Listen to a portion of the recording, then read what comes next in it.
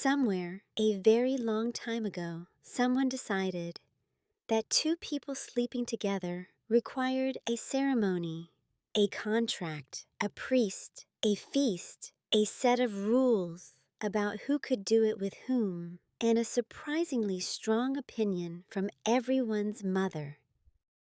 Nobody questioned it.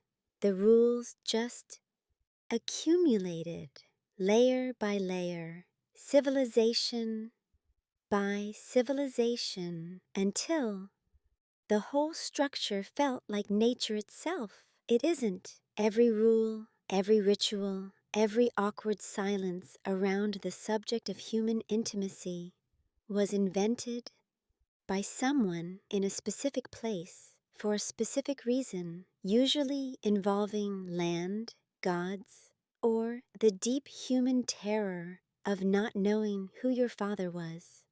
This is how it happened. Before agriculture, before cities, before anyone owned anything, our ancestors lived in small, mobile bands. Anthropologists have argued for decades about what natural human mating looks like, and the honest answer is messy. Evidence points toward a species capable of both long-term pair bonding and flexible social arrangements, depending on environment and necessity. The Romantics and the Cynics are both partially right. What early hunter-gatherer societies shared, almost universally, was collective responsibility for children. Paternity was a loose concept. Community was the safety net. Nobody had land to pass on, so nobody needed a legal heir. Then someone planted a seed, and everything changed. The agricultural revolution, roughly 10,000 years ago, may be the single most consequential event in the history of human relationships. Once you can accumulate surplus, you accumulate wealth. Once you accumulate wealth, you need someone to inherit it. Once you need an heir, you need to be certain that heir is yours. And that one anxiety, paternity certainty, quietly reshaped the entire social architecture of the species. Marriage transformed from a social arrangement into a property contract. Women's mobility, sexuality, and legal personhood contracted accordingly. The double standard that would haunt every civilization that followed was not invented in a moment of cruelty. It was invented in a moment of accounting. By the time of ancient Mesopotamia, it was already codified. Hammurabi's laws, written around 1754 BCE, specified not just punishments for adultery, but procedures for marriage, divorce, and the financial obligations of husbands to wives, and vice versa. There was even an institution called the sacred marriage, a ritual union between a king and a priestess representing the goddess Inanna, performed to ensure fertility of the land. Sex was not separate from the sacred, it was the mechanism of it.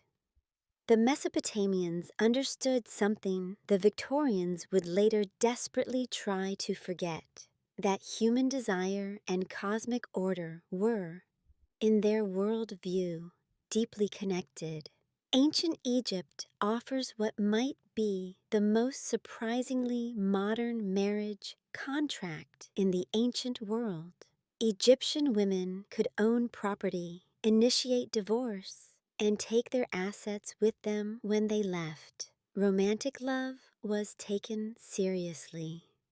Egyptian love poetry, some of the oldest surviving in the world, reads with a directness and warmth that would not feel out of place today. The pragmatism and the tenderness coexisted without apparent contradiction. Greece had other ideas. Classical Athens constructed one of history's most elaborate double standards.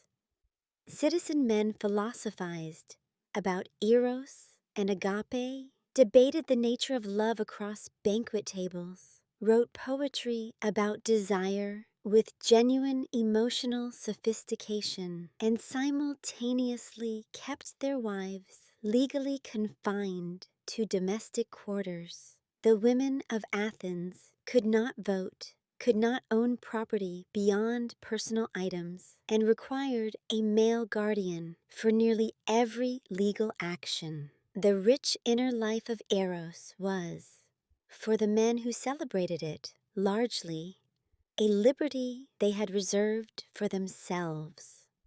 Rome inherited the tradition and dressed it in law. Marriage was political alliance. Families negotiated matches for strategic gain. The Emperor Augustus, alarmed by falling birth rates among the elite, passed a series of morality laws penalizing the unmarried and the childless, making Rome possibly the first civilization to legislate reproduction as a civic duty. They were largely ignored. Confucian China organized family life around hierarchy and obligation.